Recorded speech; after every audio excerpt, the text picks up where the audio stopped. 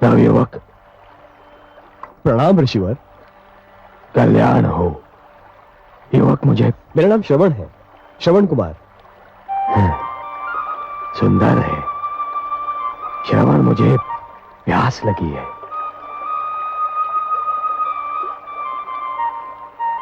क्या बात है? मुनि श्रेष्ठ, आपके वस्त्र तो आपका परिचय देते हैं, परंतु आपके शस्त्रों से आपका परिचय समझ में नहीं आता। तुम मुझे मेरे वस्त्र देखकर मुनि कह रहे हो, परंतु मेरा ये धनुष, मेरा परशु, ये तो मुझे मुनि सिद्ध नहीं करते। उच्च कुल का तो सिद्ध करते हैं। उच्च कुल? मेरा कर्म जाने बिना ही केवल मुझे देखकर ही तुमने मुझे उच्च कुल का सिद्ध कर दिया। आप अवश्य किसी श्रेष्ठ ऋषि की संतान हैं, परंतु मैं एक वैश्य मुनि और छोटी जाति की माता की संतान हूं। श्रवण, तुम्हें अपनी माता को छोटी जाति का कहते हुए लज्जा आनी चाहिए। माता तो माता होती है, जो पूजनीय होती है। व्यक्ति की पहचान उसके कर्म से होती है। श्रवण, जन्म से तो सभी शूद्र होते हैं। जन्मना जायते शूद्राः संस्कारात् विजोच्यते। क्षमा करें, मैं तो आपका विचार करके कह रहा था। मेरे हाथों से जल लेकर। श्रवण, वायु हर श्रेणी के व्यक्ति को छू कर आती है, और हर श्रेणी के लोग उसी वायु से अपनी श्वास भर लेते हैं, शीतलता प्राप्त करते हैं। सूर्य की किरणें भी सभी के लिए समान होती हैं। श्रवण, मेरा अर्थ समझ रहे हो ना? लाओ, मुझे जल दो, मैं बहुत प्यासा हूं।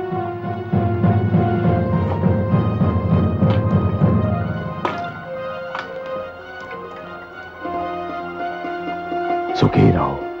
हे मुनिवर, आप मुझे अपना परिचय दें, बड़ी कृपा होगी, क्योंकि आज से आप मेरे आदर्श हैं। श्रवण, मैं ऋषि जमदग्नि और माता रेणुका का पुत्र परशुराम हूं। जन्म से तो ब्राह्मण हूं, किंतु कर्म से मुझे क्षत्रिय बनना पड़ा। भगवान परशुराम, अहो भाग्य मेरे, जो मुझे आपके दर्शन हुए। एक तीर्थ स्वयं चलकर मेरे पास आ गया। मैं तुम्हारा तात्पर्य नहीं समझा। मैं अपने अंधे माता पिता को तीर्थों की यात्रा कराने निकला हूं। वो जो बैठे हैं मेरे माता पिता हैं।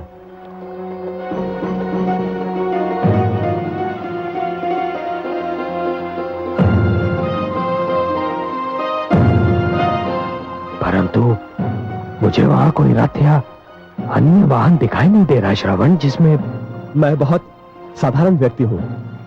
मेरे पास रथ आदि साधन नहीं है, किंतु माता पिता की इच्छा को पूरा करना हर संतान का धर्म भी है एवं कर्तव्य भी। इसलिए इन दोनों को कांधों पर उठाए तीर्थों की यात्रा करने निकला हूं। श्रवण कुमार, तुम धन्य हो, तुम धन्य हो। तुम्हारे दर्शन करने के उपरांत अपने माता पिता का परम भक्त होने का मेरा अहंकार तो चूर चूर हो गया। मुझे अपने चरण स्पर्श कर। नहीं नहीं नहीं नहीं, आप मुझे पाप का भागी ना बनाए। आपका यश तो पूरे संसार में सूर्य किरण की भांति फैल चुका है।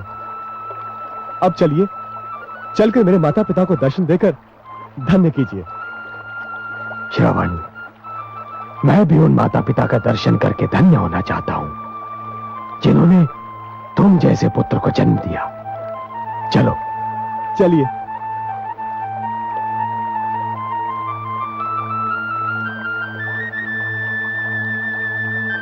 माता पिताश्री, भगवान परशुराम पधारे हैं। हमारे धन्यवाद।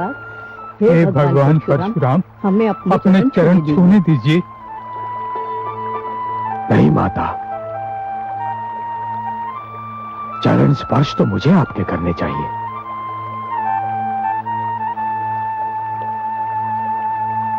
हे माता, मैं आपके पुत्र से मिलकर धन्य हो गया।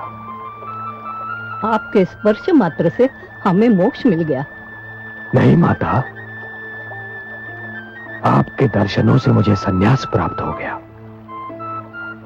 इस संसार में इससे अच्छा दृश्य और कोई हो ही नहीं सकता कि एक पुत्र के कंधों पर माता पिता तीर्थ यात्रा कर ले। माता, अब मुझे विदा दीजिए। मुझे महाराज जनक के पास पहुंचना है।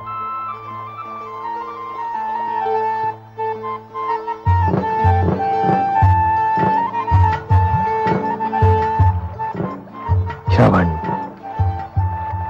मैं हृदय से कामना करता हूं और आशीष भी देता हूं कि जब तक ये सृष्टि रहेगी, जब तक पुत्र धर्म की मर्यादा रहेगी, तुम्हारा नाम अमर रहेगा। आयुष्मान भव, आयुष्मान भव।